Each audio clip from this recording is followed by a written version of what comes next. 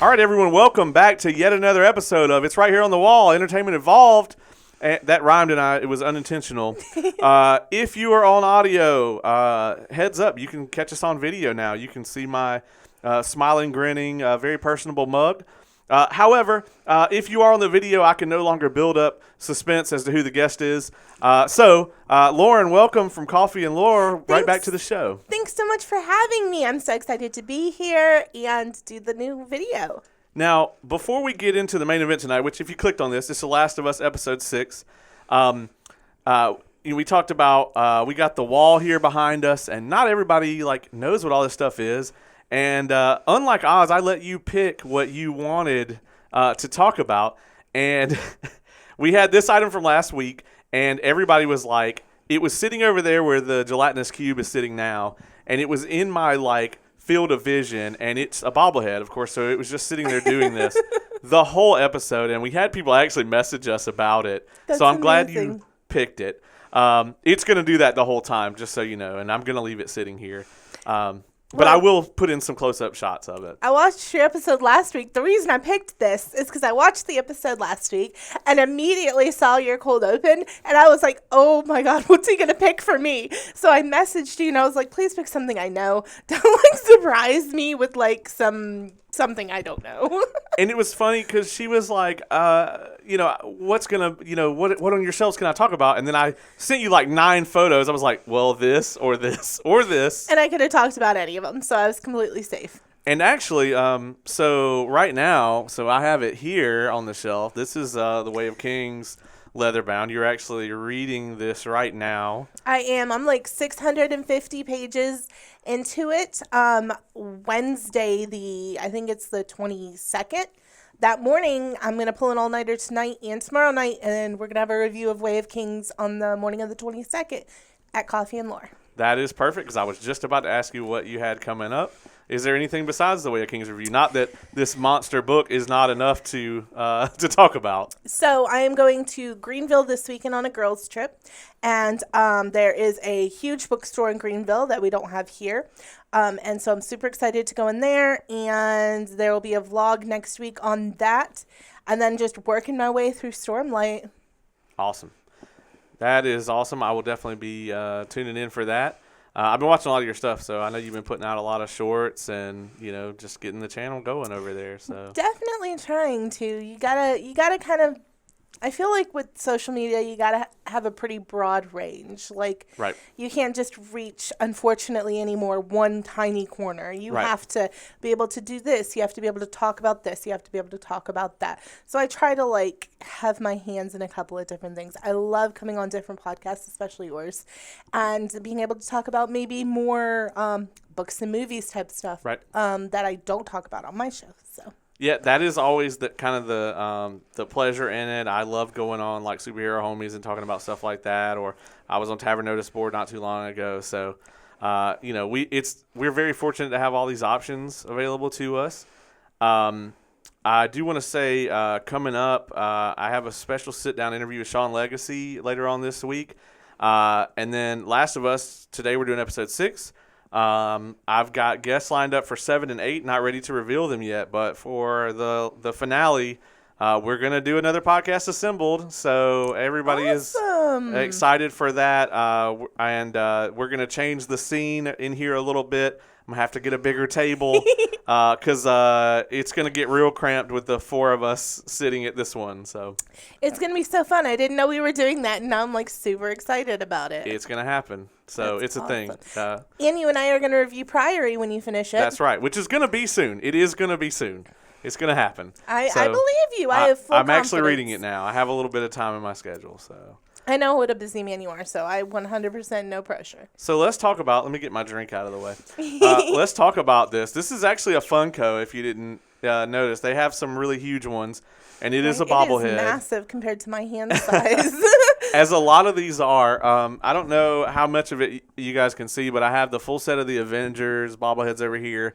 The newest edition, we'll talk about this at some point, on the shelves behind me. It's definitely, you can't see it. Maybe I'll splice in a little video of it here for the feed. But It's the Guardians of the Galaxy, and they they're the way they sit on their ship, and it's all of them. So they're bobbleheads as well. There's a lot of bobble on these shelves.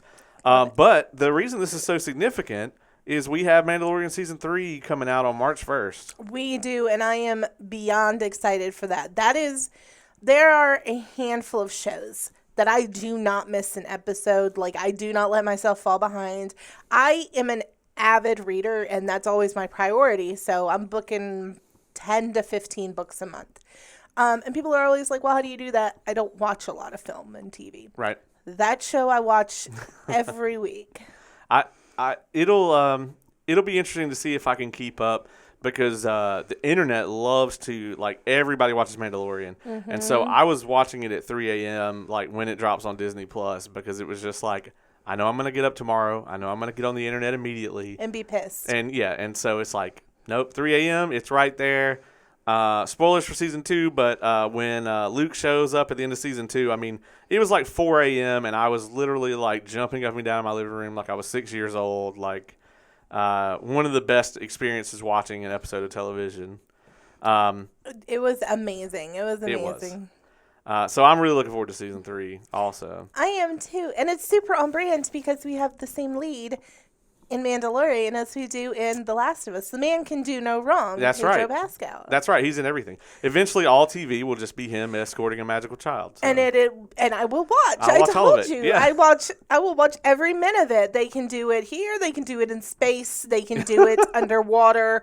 I'll still watch it. SpongeBob SquarePants starring Pedro Pascal. And he's just going to assist him to his new home, and I'm going to watch it. I'm up for it. Yeah, I'm down.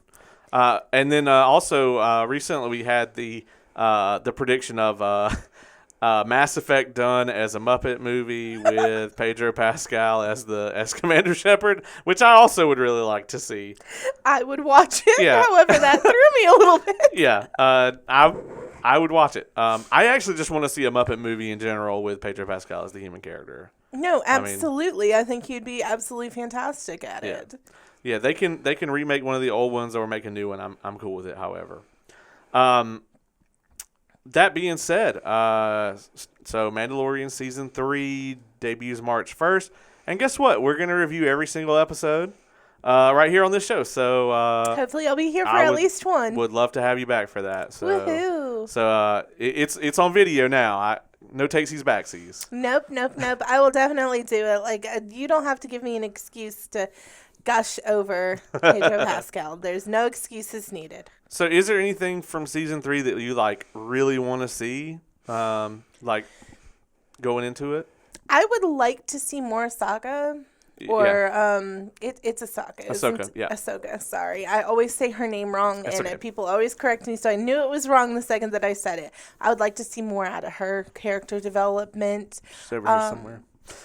And I just really like how they are slowly, not pushed down your throat, bringing in other characters in the world. You know what I mean? Like when we got the season for Boba Fett, a Mandalorian showed up there, and we didn't expect that. Right. And it was, I just really like the way that they're subtly bringing in characters. It's not like the Disney movie ones where it was just like, Luke, Leia. Yeah. Like, it was kind of a punch to the throat. This is a lot more subtle. This is a lot more progressive. It was purely like a nostalgia play for the movies, whereas with this, I think they're being a lot more careful with it. And it would reason to say that we're going to get some Ahsoka in this season because she's about to get her own show. I think that's the next major project they have coming. So, and she's my favorite Star Wars character. So I'm always up to see more of her on screen and to get more of her backstory and everything. Favorite Star Wars character? That's a tough one. Yeah, she's it for me. But like Obi-Wan is just like right there, just right below. But I have so many. Yeah, I think Qui-Gon for a very long time was my favorite. Not just from what we do see in film photography, but like there is, Star Wars fiction out in the ether nets. Yeah. And I always love a good Qui-Gon story. I mean, he was amazing the little bit he was in Tales of the Jedi. Tales of the Jedi was amazing because of that reason. And I think we talked about that on another review I did. But I loved Tales of the Jedi because there was so much Qui-Gon in it. Yeah, and we did not expect that. So. No. But I think, honestly, Cassian Andor might be one of my favorites now. After watching Andor, it's really hard for, like, so many of those characters to not be it. Like, if you'd have told me that Cassian Andor would be on even my top 50 Star Wars characters list a year ago, I would have been like, there's no chance of that happening unless they're just going to brutally ruin about 200 other characters. And he just, by default, floats to the top. Yep. But I was completely wrong because they knocked it out of the park with that show. Look, if you like Star Wars at all and you're hesitant to watch Andor like I was because I did not like Rogue One, we were talking about Kings earlier. Brandon Sanderson hasn't watched it either. He is not a Rogue One fan. I would tell him the same way I'm going to tell everybody at home. Whether you like Rogue One or not, watch Andor. The first 2 episodes are very slow. It's such a good series. One of the best Star Wars series out there. I mean, I couldn't recommend it enough to anyone. Diego Luna just does so much with that character. And he's best friends with our boy Pedro Pascal. That's true. So That's true. There you go. It's just the Space Boys out there rocking. Unfortunately, we'll never see them interact in the show because spoilers for Rogue One, but they all get evaporated. So yes, I know, and I really hope that they take Andor up to that point. I think they will. I think it would be fantastic development, and I think Diego could do a lot with it. Yeah, I think their plan season 2 is to take it all the way to the beginning of Rogue One. So looking forward to that. Absolutely. So you mentioned earlier you don't watch a lot of TV and movies. So me knowing that, when I watched episode 3 of The Last of Us, I messaged you and I said, listen, I know you don't watch a lot of TV and movies, but this is worth your time. And you trusted me on it. I did, because you are this man right here sitting here is the reason I watched this show. I am very happy to have shared that with you. And here you are reviewing episode 6. So what do you think about the show so far? So far, it really is just overgoing my expectations. Like, I tried no less than 10 times to watch The Walking Dead. Right. And I made it to maybe episode 1. I think the farthest I ever made it was like episode 3. And I'm a realistic thinker. And it was so far out of my realm of this could happen that I couldn't get into it. My favorite type of zombie trope is something that it actually explains how it can happen. And the way that they did this, where they're not zombies, they're infected. Right. Brilliant to me. Like, I legitimately could see people eating these specific mushrooms and then, it spreads. Right. Pandemic style, almost. Can we say the P word on YouTube now? I don't know. I Okay. guess so. We're about to find out. There you go. Well, If the views on this go nowhere, I'll go bleep it out. I know there was a big thing where you couldn't say it for a little while, or else it would tag it out. Yeah. The algorithm would just grab you. So. Yeah, But yeah, we'll so see. I'm loving it. Honestly, went way above my expectations. Episode 3 is a perfect example of that. Yeah. Like, those 2 characters we're not going to see anymore in this show. Right. But they gave them so much time and so much development. It shows that the writers and the producers respect character development, which is huge to me. Yeah. And I loved it. And even though Joel is in it for 5 seconds, Yeah. it adds to Joel's character development. Yeah. I think every episode since 3, every person who's come on this show, we've had to talk about episode 3 because it was just such a stellar episode of television. And just an incredible moment, not only in this show, but just in television in general. I absolutely thought it was incredible. And that was what caused me to message you and say, hey, you really need to check this show out, because I've told people that won't even watch the show. I'm like, even if you won't watch it, You could watch it standalone. yeah, that 3rd episode is just tremendous storytelling. And it's character development and world building at the same time, and you're showing us the world through the eyes of these 2 characters and their life and the way that they interact with each other.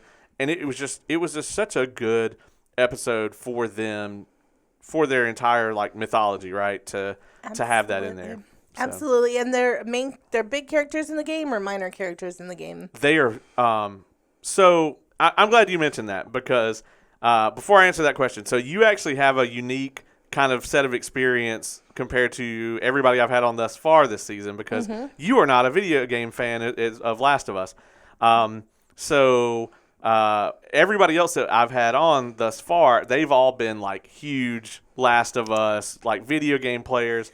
I've played the games and think they're okay. For various reasons, for one and two, I dislike things very heavily about both of them. But you had not played the games at all, so your experience with this starts and ends at the show. So normally I give a spoiler warning, like, hey, we're not going to talk about anything beyond the games, but we're not going to talk about that at all today. So no, because Loren is a clean slate for The Last of Us. I didn't even know there was a game until somebody like told me. Right. I thought that this was just another zombie show. Yeah, so you can listen all the way through today. We're not going to have any game spoilers that are like beyond where the show is, right? So to answer your question, though, in the game, when they get there, Bill is alive. Frank is already dead when the player arrives. So none of their like backstory is really in there. You only kind of find out through like a letter that there was like a romantic involvement. Got it. Like that last letter that Joel kind of picks up at the end of episode 3. Yeah, except it's like a suicide note from Frank to Bill that they find. And Bill is like this really like devastated, angry kind of person. And what we see there is in the game, Joel kind of looks at it like, okay, if I don't let somebody in, like if I continue to be this guarded like kind of person, I'm going to end up just like him. Whereas in the show, it was like they flipped it, and it was just like, wow, if I want to, I can still have a life. I can still have what they had. That's still something for me in this world. I like the show version. I do. It worked way better, and I think this always should have been a television show. Yeah. I think that you couldn't tell that story in the game. I understand why they did it that way in the game, because you couldn't. I mean, what are you going to do? Water the flowers? Like, you couldn't have told that story in a video game format. But the way they did it in the show, it just added so many layers to the situation. So yeah, no, that was probably my favorite episode so far. I would agree. I would say 4 and 5 could have been one episode. Yeah, I agree. And I feel like it was like on the epic quest of The Last of Us. That was like their side quest. It almost felt like a little bit. But then 6 brings it back around. Yeah. I was like, yes, this is what we're doing. This is where we're going. Yeah, we're back on the main quest. Mm-hmm. So just overall thoughts on this episode, like how did you feel about it? I really enjoyed it. I thought it showed tremendous development between Joel and Ellie. Yep. And I liked that Ellie found out that Joel had a daughter, and like there were so many things hanging over their relationship that came to wash this episode that have been needing to for a while. They were like kind of the elephant in the rooms. Right. You know what I mean? And I also really liked the almost underwhelmingness of Tommy and Joel coming back together. Right. Because Tommy had changed so much. Yeah. And Joel had changed so much. Yeah. Like, I think it showed how we kind of build up in our minds what we're going to experience. But because we're humans, a lot of times that's not what happens in relationships. Right. And they aren't what our expectation was. Expectations will fuck you up, or whatever Yoda said. So he said something like that, I think. Yeah. I'm 100% sure. Yeah, 100%. Yeah, I mean, that is an excellent point. Like, Joel is kind of playing the big brother thing. And, like, when he drops the line in the episode, I came here to save you, it's just kind of like, you're the one that needs saving. You know, like, he's fine. You know, and it got a laugh out of me when he says the line. He's like, I came here to save you. And just the look on Tommy's face, and I saved myself. Like, I found this group. And I felt for Joel in that moment, though. Like, that had to have been a gut check. Like, he has gone through so much to save Tommy. Yeah. And we see through his personality in the show, he's a protector. That's what he does, and he's got that big brother complex with Tommy. And so it's just like to find out that your little brother has been thriving out here without you, and he's moved past all this shit that the two of you did, and you haven't at all. Yeah. It's like, he actually comes to realize in this episode that, like, he's not the stronger brother right now from, like, a having it together standpoint. No, absolutely. And sometimes in friendships, relationships, siblings, or whatever, it's really hard because one person may have moved on to something like bigger, better, whatever, a different place mentally. And if one person's still holding on to that mental place or whatever, it just doesn't mesh. It can be very tough for that person, and we see that here. I want to talk about our main cast here. Pedro Pascal, Bella Ramsey, always killing it as Joel and Ellie. Every week, though, for like the past, I'd say 2-3 episodes, like there's a small contingent, and we talked about this on previous episodes too. There's a small contingent of people on the internet that are like, they don't like Bella Ramsey as Ellie. I think she's brilliant. This episode especially. I keep having to look at her name, though, because in my head, when I'm watching it, I'm like, Sophia. Like, because I have an almost 14-year-old who has Ellie's energy all day. Literally, sometimes this show is triggering to me because it's like watching if I got stuck in apocalypse with my own child. So I had never put that together, but now that you say it, yeah, I can see it. For my sure. gosh, the mouth, the strong-willedness, the independence, all day long. I'm watching the show and I'm like, my kid would have said that in that moment.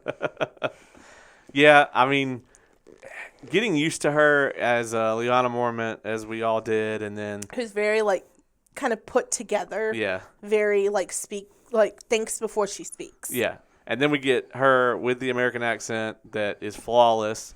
She does a good one. Yeah, and then, her being Ellie in this I think is tremendous. We get Gabriel Luna back as Tommy. I'm a huge fan of his.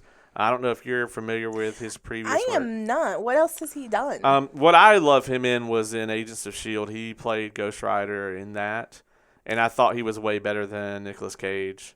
I don't think I've seen that one. Is that the one with Wentworth Miller? Yes. Okay, I've seen Wentworth Miller in that because I love Wentworth Miller, but I haven't followed every episode. Yeah. So he was only in one season of that. Got it. And I thought he was really good as Tommy here, and there was a very clear difference between the Tommy we see in the first episode and the Tommy we see here. In both Joel and Tommy, I felt like the growth that we get from. I mean, it really made it feel like all those episodes that time jump. They didn't have to tell you, sometimes at the beginning of the show, they have to be 5 years later or whatever. Like, they could have not put that in there, and I would have known, around how much time had passed. Yeah. Because in that first episode, we really get that hint that Joel is, the big brother who's always looking after Tommy, and Tommy's kind of a fuck up, and yeah. And that's 100% it. He's, kind of lackadaisical, chill, whatever. And now, on the flip side, Tommy's becoming a father, and he's very, more into the structured society of things. And Joel's this isn't really my vibe. And let's talk about that since we're on the subject. Their relationship between the two of them and them realizing where it is. Not to mention Joel's reaction to Tommy saying he's going to be a father. We get... Sarah dying comes really to the forefront in this episode. Mm-hmm. And, as someone who has panic disorder, I knew exactly what was happening to Pedro Pascal here, or Joel rather, is he was having a panic attack. And he had several in this episode where it's just this idea of not only him not having control, but also the people he's supposed to be protecting, the people that are supposed to depend on him not necessarily needing that protection or wanting it, sometimes both, that's catching up to him. Tess was someone that he protected. She's gone.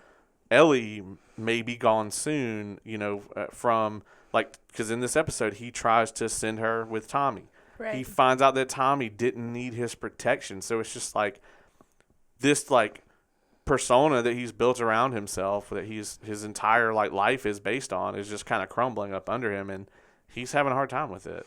No, absolutely. And as somebody who is kind of a control type of person as well, that's the worst. And you say things you don't mean because just like in the moment, you're like, F you, and remember your mom was sideways or something. Like you say stuff that you shouldn't even be saying to another human being. Right. But you say it because in that moment, you're panicking, you're anxious, you're like, I gotta get them before they get me type. That's almost the feeling. Yeah. And I was so happy when Tommy came back to him and they were in a cooler moment. Yes. And cooler heads prevailed. Yes, absolutely on that. I loved that scene too, especially the way that Joel talked about Ellie to Tommy when he starts telling Tommy about her being immune. Mm-hmm. And Tommy's just like, run the whole thing back for me. Like, I need to know everything. Start from the beginning. Yeah, because you could tell, like, they've heard bullshit like this before. Mm-hmm. And Joel has come such a long way from the second episode where, like, you know, he finds out and about her immunity, and he's just like, whatever, we've heard these miracle cure stories, blah, blah, blah. And Tess was the only one that had any hope. Like, she was, you know, the hopeful one that was, like, really just... like, we have to do this. Yeah. And then now Joel is completely on board with that. And he believes now that she could be a cure as well. I agree. The end of episode 5. That one was, like, in the heart for me. Yeah, for sure. Where the little boy was bit and she tried to, like, rub her blood on him. Yeah. And I thought that was such a great moment for Bella Ramsey's character, for Ellie. Yeah, because... she's like, my blood is medicine. She's thinking she's going to be able to save him because this may be the first real friend she's had in a very long time. Yeah, absolutely. And it's so funny. So I lived in Wyoming for 7-ish years. That's where my Sophia was born. And, like, seeing some of the area, like, I lived right on the Cheyenne, Fort Collins, Colorado border. So, like, so much of what they were seeing, Jackson, all of it, like, I've been there. Yeah. And so it was really kind of cool setting-wise. Also, I didn't realize, I guess, where they were at until fully this episode. I think they go through Cheyenne, like, in the episode, in their travels or whatever. To get from where they're at up there near Jackson to Colorado, they would have had to. Yeah, yeah, which is, because I actually, just to check, I looked earlier, and you can go and, like, somebody has gone on, like, Google Maps, of course, and mapped their, like, path. Mm-hmm. So. And that I-25 sign that they keep showing, is that a 20 or a 25? It's 25. I think it's 25. Yeah. 20 is ours, yeah. Yes, 25. Oh, my gosh. We used to ride that road to go to Fort Collins or Denver because that was the only thing to do. You know, Cheyenne, Wyoming, there's really not a lot to do. There's, like, your little podunk bars. But... it was just very nostalgic inducing for little bits like that for me. Yeah, I can imagine. It was like the sets and like the scenery in this episode are I don't know if they shot it in this place, but it looked like it was like what that area would look like in a dystopian type of situation. Knowing HBO, they probably shot as much on location as was feasible. So yeah, I would say so. Let's talk Joel and Ellie's relationship in this episode because at the beginning, you know, we get a little 3-month time skip from, you know, Sam and Henry dying. Right. And that was really traumatic for Ellie. Absolutely. And we get to see, like, just how much in those 3 months, like, these two's relationship has grown. Mm-hmm. Ellie is a lot more comfortable with Joel. You can tell that Joel is loosening up a little bit. He's cutting her a little more slack. Like, episodes 1 and 2, Joel would have been like, you know, put the damn rabbit back or whatever, mm-hmm. and she would have like thought about it for a second and then put it back. Mm-hmm. Whereas now he's just like, put the rabbit back, and she's like, no, we're gonna eat him. Like, whatever, come on, let's go. You know, like yes. They have this much more like playful kind of, you know, relationship where, you know, he's trusting her more. He's teaching her how to hunt. He's teaching her how to, you know, stand guard over their camp. And the one where he's teaching her to shoot or whatever was such a good scene. It like really showed their character. And then when he hits the target and she's so shocked, she's like, what? Yeah, yeah. No, it was really good. Yeah, I really loved like seeing their kind of bond, mm-hmm. and like all of that leading up to him trying to kind of pawn her off on Tommy, which you can tell that he doesn't want to do, but he's not letting her see that. Yeah, for sure. I think he just thought of, she'll be safe here. I can go ahead on to Colorado, check and make sure these people are here, let them know what's going on, and then we'll come back together for her. You know what I mean? I don't want to take her on this dangerous journey. But she wasn't having any of it. But I do think he was going to leave her with Tommy in like a, she'll be safe and secured here. Yeah, because he's doubting himself. Yeah. Especially with the panic attacks he's having. No, absolutely. And plus, you know, Tommy's kind of gotten in his head a little bit where he's like, it's a really dangerous journey. Like, I'm not doing it. I got things to live for. Right. Yeah, I agree. And all this leads up to her dropping that line that just crushes him, where she's like, I'm not her. She knows about Sarah, and this kind of brings it all rushing back for Joel, this like moment that has defined his entire like life afterwards, which as it would for I think any parent. You know, his daughter died in his arms, and now he has this daughter-like figure in his life, and she's not Sarah. She's never going to be Sarah. And Ellie dropping that line on him, and like the way that his reaction to it was one of the best moments in the show, honestly, I think. I agree. And I love also where Ellie would, like, obviously what it meant to Joel when she said, I'm not here, her. But to Ellie, it was like, you know, his daughter was pre this issue happening. And she was very, you know, nurtured and, you know, taken care of. And Ellie's also reminding him, like, hey, I grew up in this. I'm stronger than this. You can trust me to shoot somebody. You can trust. I'm not her. Right. Like, yes, I'm also not her, and then I'm not a replacement. But also, I have your back, and I am worthy of having your back a little bit. Yeah, she doesn't need to be, like, coddled or anything. Exactly. This is the only thing she's ever known. She was born in this war. Yeah. Even that, like, her finding, like, the diary or whatever. And she's just like, is this all they had to worry about? You know? Because she's never known a life like that. No, and then when they're going into Colorado and he's talking about the campus and he's trying to explain to her, like, what college was. And she's like, so these adults go here and go to school and live together? Yeah. Yeah, it's just such an odd... a foreign concept to her. Yeah, I loved that. When they get to the city of Jackson... Or right before they get there, that moment with like the cordyceps sensing dog or whatever was so tense. It really was. I mean, I was worried for a second. I was like, is this dog going to trip over what she smells like? Yeah. Because I didn't know. I mean, Joel, that would have been devastating for Joel to sit there and watch this kid get mauled. He wouldn't have. Attached to. He would have killed that dog immediately and then probably been shot. Exactly. So everybody would have been dead. End of the show. Yeah. Yeah. Roll credits. Exactly. Yeah. But he's lucky because among them was Maria, who was played by Rutina Wesley, and of True Blood fame. Thank you. That's what I was like. What do I know her from? And you finished it before Tara. Yeah, she's Tara from True Blood. Tara and Lafayette were my favorite characters in True Blood. I actually I noticed it was her just from the what was visible, the eyes, and I was like, well, I guess vampires are accepted here, just not infected. I didn't know it from that scene, but the first scene that I saw her without her stuff on, I was like, oh, snap, she's in something, and it's something I've watched a lot of. And I was like, I can't place it, but Caleb will tell me tonight.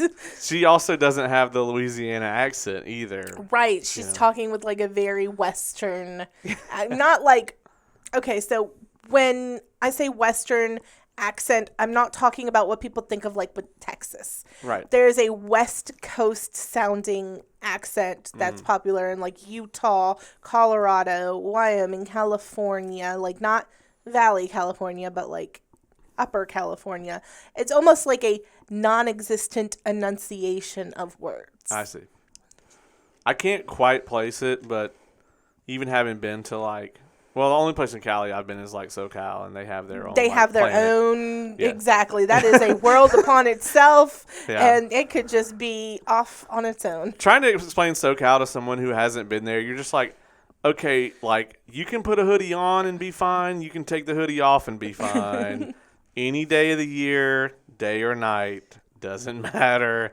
The weather's like the same. Exactly. And they're just like, what? And they pay $40 for lunch from the grocery store. Yeah, exactly. Yeah, it's just it's such a weird place that it's hard, especially somebody who's like, if you grew up in the South and like never left here, it's such a difficult thing to explain to someone. It might as well be a different planet. Yeah, there's so many different cultures all over the U.S. that like trying to explain to somebody who has maybe only lived in one section, whether it's the South or whether it's, you know, in a different section, but it's their own little environment, their own little bubble.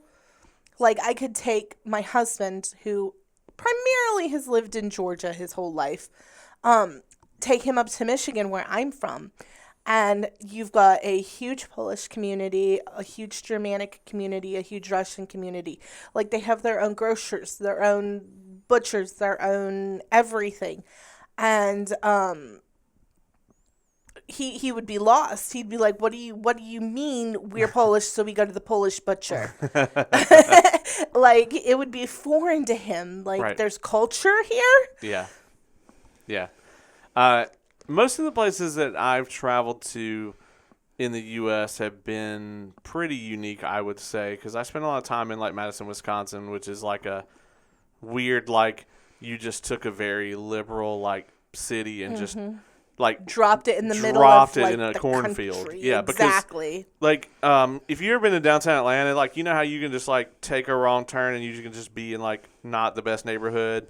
Like, this is like that, except you could just be in a cornfield. You'll be like, oh, there's a bunch of these big, giant, like, office buildings, concrete jungle. Okay, I took a right here. I think that said to take a left. Oh, I'm on a farm.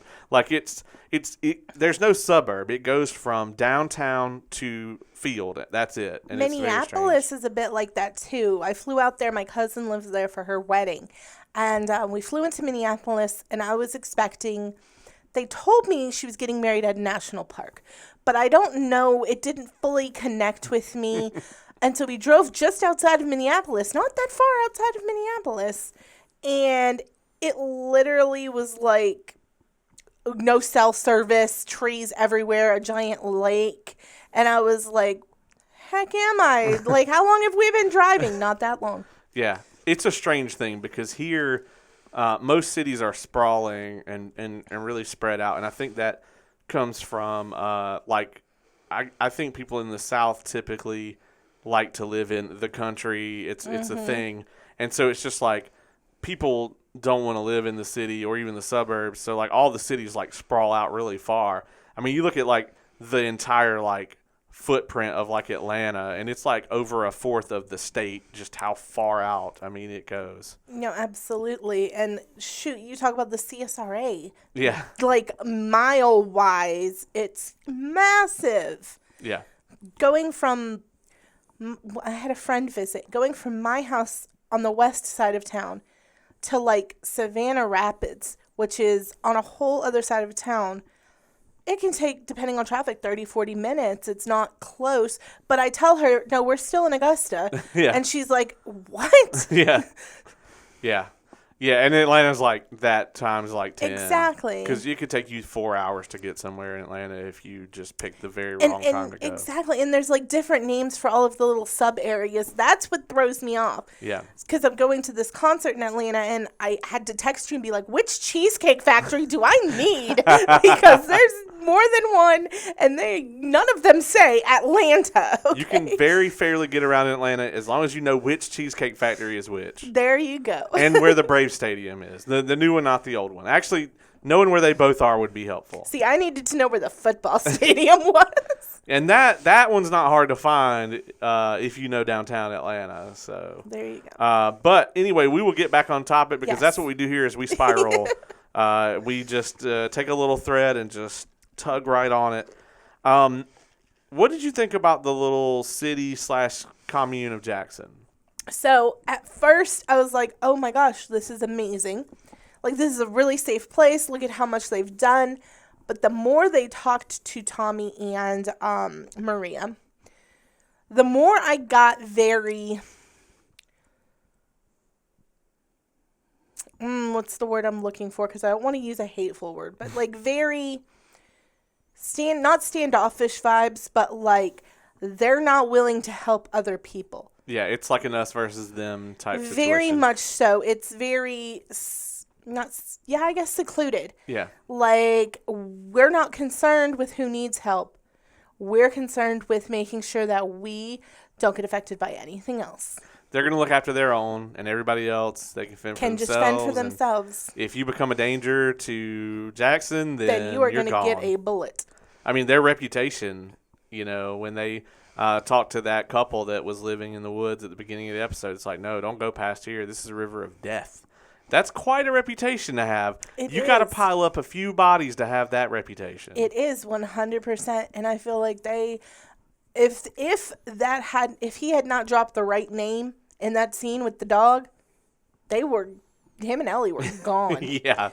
Because they now knew about them out there. You know what I mean? Yeah, agreed. A couple winks to the video game here I do want to mention. So the horse that they ride, Shimmer, that horse is not supposed to be introduced yet. That's actually Ellie's horse from the second game.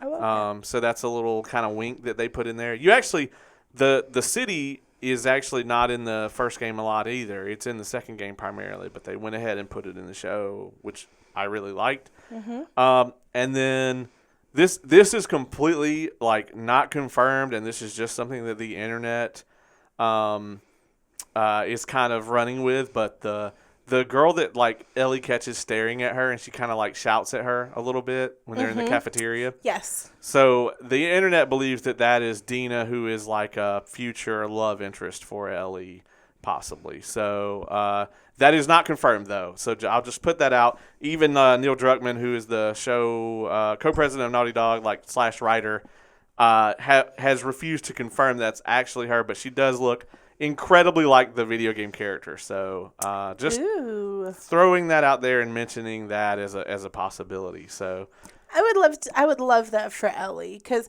I do feel like sometimes shows do stand off of giving their younger characters maybe love interests. Like, I don't know what the time frame is going to be here. Is it going to be like a year time jump, 2-year time jump?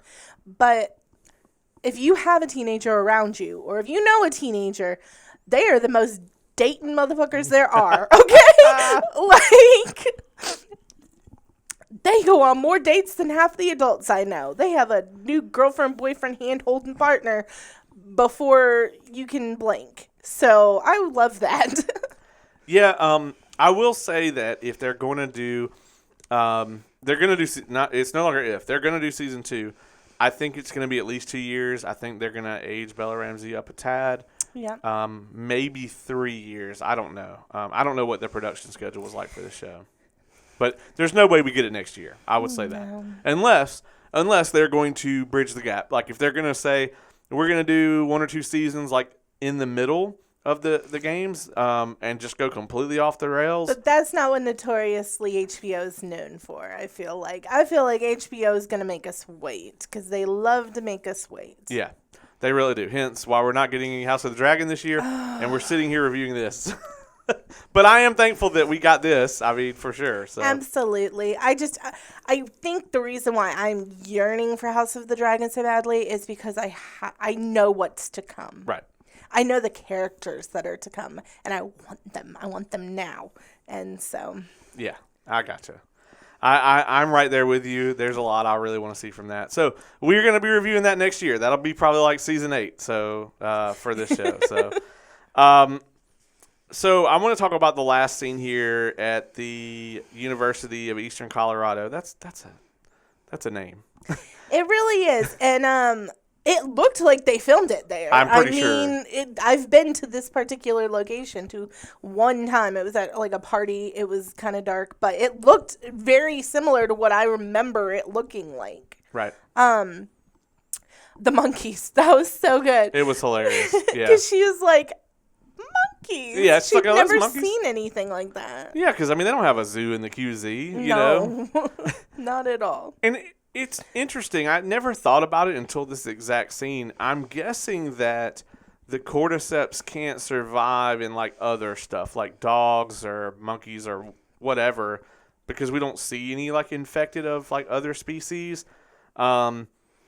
But yeah, if there's something from the games I'm missing, by all means, like drop us a note on social media, leave us a comment, whatever, and let me know. But I thought that was interesting, and that's something I never thought about until that scene. I was like, well, hopefully they aren't cordyceps monkeys. And it's like, okay, yeah, they're no not. kidding, because that would have been crazy, them to turn around and just Creepy be like, as "Rah!" hell, yeah. Yeah, like a clicker that's like that agile and fast. I mean, it was bad enough in the last episode. So Now I can't stop thinking about clicker birds, and I hate you for oh it. Like, no, terrifying. no! At least with the birds, it would not take very long for them to like die because I feel like they would get fully taken over by the fungus like pretty quickly. Oh yeah, because so. they're small and they're small immune system, but still, it's like a horrendous fear. Yeah, I mean, and it would take their eyesight, and there's no birds out there that like can use echolocation or anything, so it would be fine. Oh God. Oh no! All right, on from that.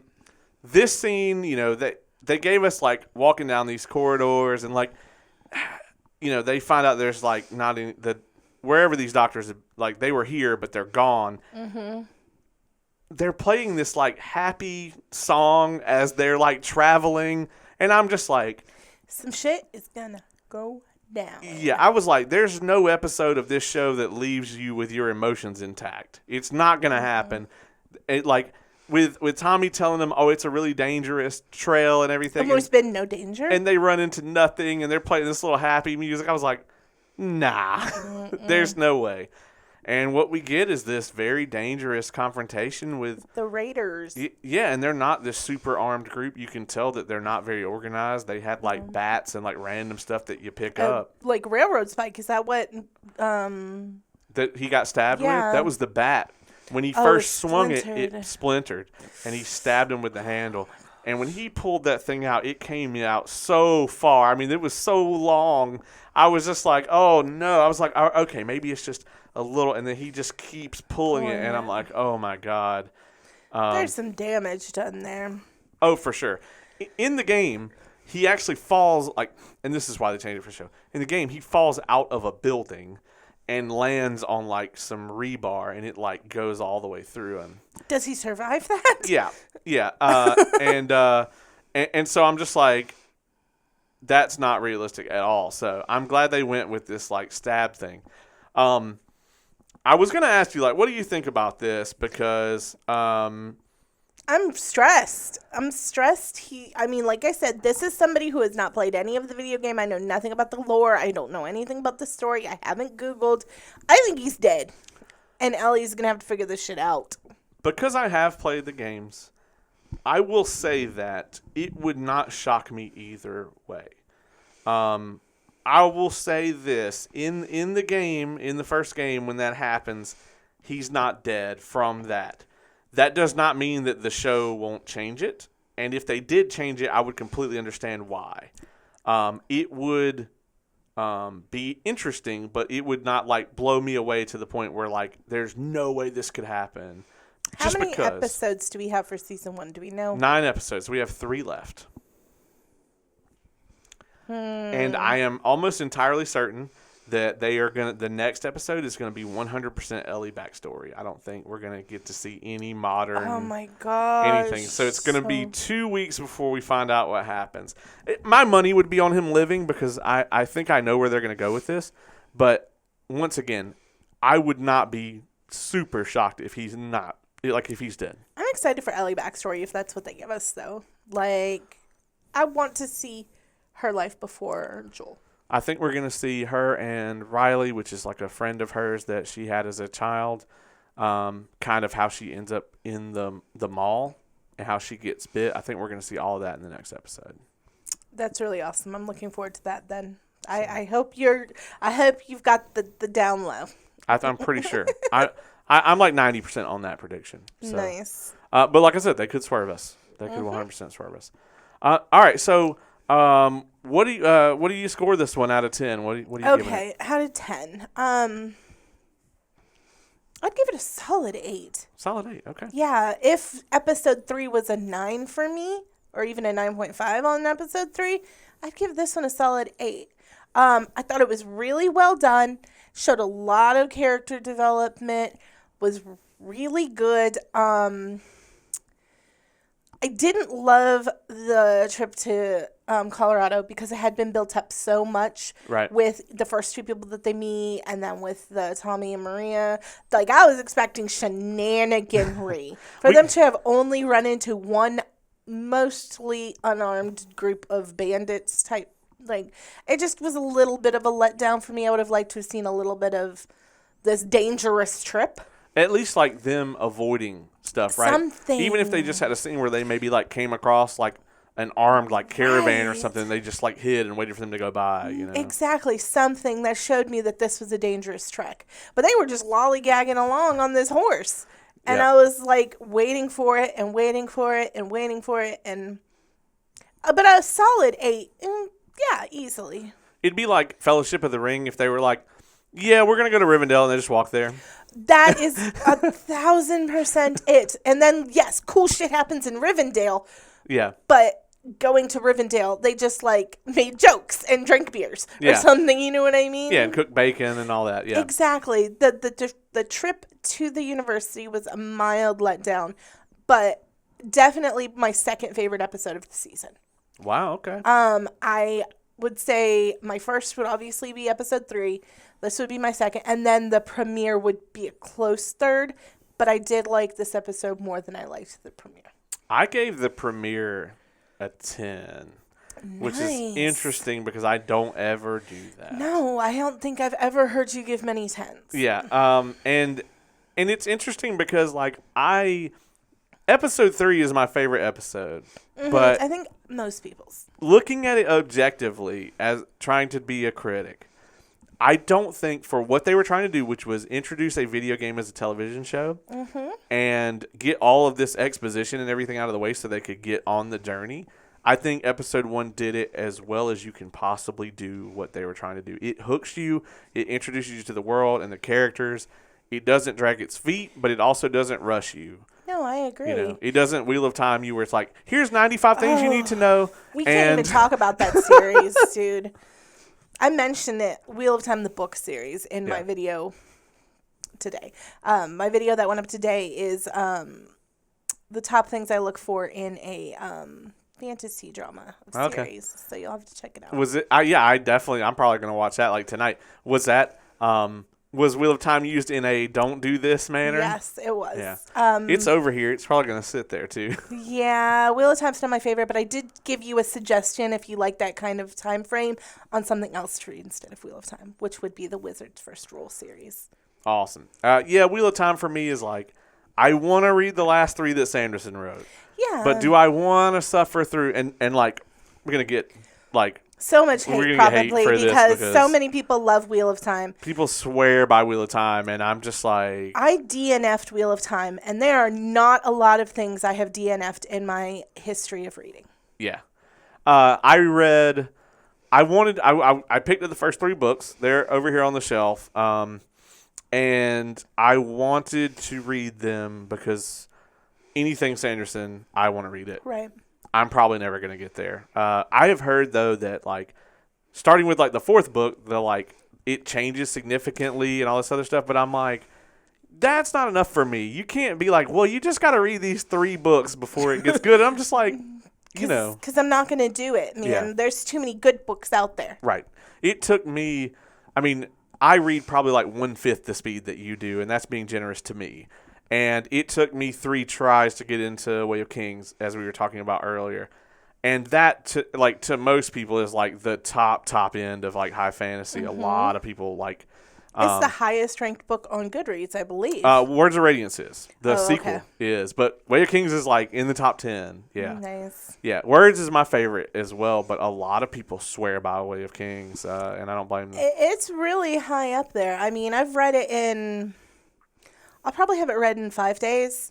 So that's like roughly 250 pages a day of reading. And it's dense, like it is. That's my thing. That this Way of Kings will be the longest book I've ever like taken days consecutively to read. It's like 380,000 words, I think, and it's the shortest of the Stormlight series. Right. So. And I flew through Priory of the Orange Tree, which is so crazy. But Priory is a different type of read. Yeah. This read, there's so much to read about what's going on in lore without a lot of action. So you just keep kind of, especially in the middle, you just keep kind of like diving in more and more and more and more. And then you're like, at least for me, I'm flipping back and being like, I got to reread this person's stuff because I'm not sure if this is tying in here. Yeah. Yeah. The comparing it to like something like Mistborn, and we're so far off the rails now, but I don't care. I know. I'm sorry. It's okay. That's what we do here. Mistborn is very action adventure. It's like, these are the characters and stuff they can do. Here's the storyline. Whereas like the world and the lore is what Stormlight is about. Like that's the main thing. The character development is incredible too. It is. But it's like what they did in episode 3 of this show. It's like we're shining a little light on like one of these characters and telling you so much about the world through doing that, through their journey. So. No, absolutely. And I'm eating it up because I love a good set of lore. Yeah. So, hence the name of your show. Coffee and Lore, exactly. I'm going to give this episode an 8.5. I like it a lot better than 4 because, like we said, 4 and 5 should have been one episode because 4 is just all build up. Yes, exactly. But yeah, I'm going to give this one an 8.5. There were moments of it that I did not think the pacing's kind of all over the place, but they had the really big moments that they had in there were great moments. And I hate to give any episode of this show less than a damn 9 because like the set design, the production value, it's so good. And like Pedro and Bella are always on it. There's never a moment where they're not. Yeah. So, taking all that into consideration, this is one of those shows like rare where like I don't want to criticize it, and it's so crazy because I don't love the games like at all. Like I don't think I think the first one is super overblown, like overhyped, and then the second one I think is like Last Jedi tier, absolute like garbage. So, ooh, man, yeah. Season 2 of this is not going to be, unless they are willing to make significant changes. It's not going to be good. No, I'm not going to. There's a moment where I'm like. Me and millions of other people are going to collectively turn their televisions off. So maybe they're going to do something different then. That's what I think. And hope and think. So we'll see.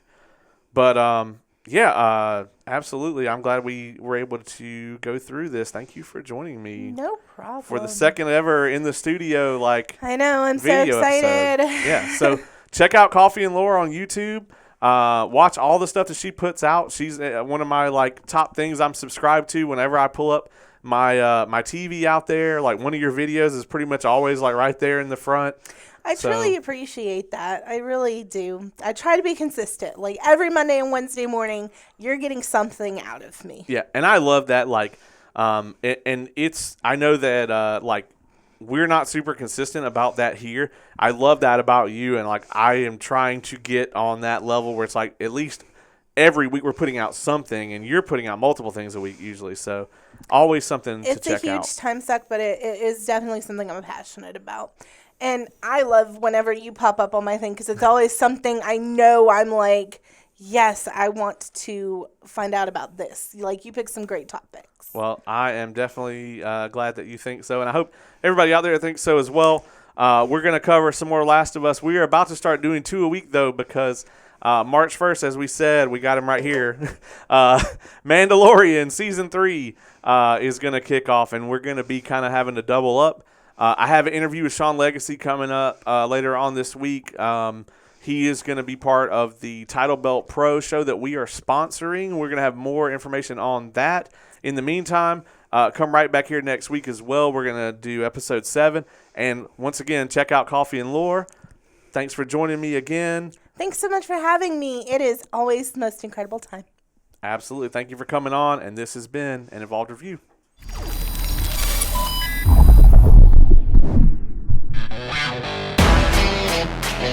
Yeah.